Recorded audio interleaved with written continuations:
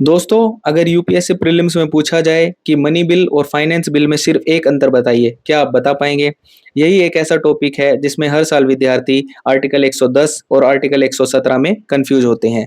चलिए शुरू करते हैं आज की वीडियो और 3 मिनट में एक आसान ट्रिक से समझते हैं जिससे आपका प्रश्न जो है कभी भी गलत नहीं होगा। सबसे पहले समझिए कि हर मनी बिल एक फाइनेंस बिल होता है, परंतु हर फाइनेंस बिल मनी बिल नहीं होता है।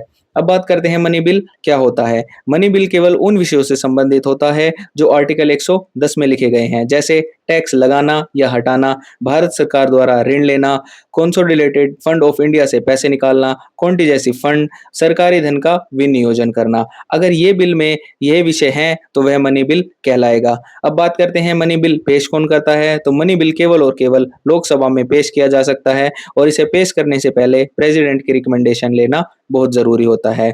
अब बात करते हैं राज्यसभा की इसमें क्या भूमिका होती है। तो राज्यसभा मनी बिल को रिजेक्ट नहीं कर सकती है, यह केवल रिकमेंडेशन दे सकती है और लोकसभा की मन मर्जी होती है कि वह इसे माने या न माने।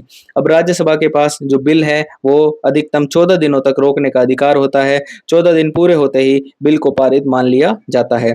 अब इसमें स्पीकर का निर्णय की बात करें तो किसी बिल को मनी बिल मानना या न मानना यह लोकसभा के स्पीकर का अंतिम निर्णय माना जाता है। अब समझिए कि फाइनेंस बिल होता क्या है। फाइनेंस बिल का उल्लेख आर्टिकल 117 में मिलता है। अगर इसमें विषय की बात करें तो इसमें अन्य सामान्य कानूनी प्रावधान ही शामिल होते हैं, जैसे बिल में टैक्स के साथ साथ किसी संस्था की स्थापना या किसी अन्य प्रशासनिक व्यवस्था का प्रावधान करना। यह मनी बिल नहीं बल्कि फाइनेंस बिल होगा। फाइनेंस बिल पर राज्यसभा की शक्ति लगभग सामान्य बिल जैसी होती है। वह इसमें संशोधन भी कर सकती है, विरोध भी कर सकती है और दोनों सदनों की स्वीकृति आवश्यक होती है। इसलिए फाइनेंस बिल को राज्यसभा नजरअंदाज नहीं कर सकती है।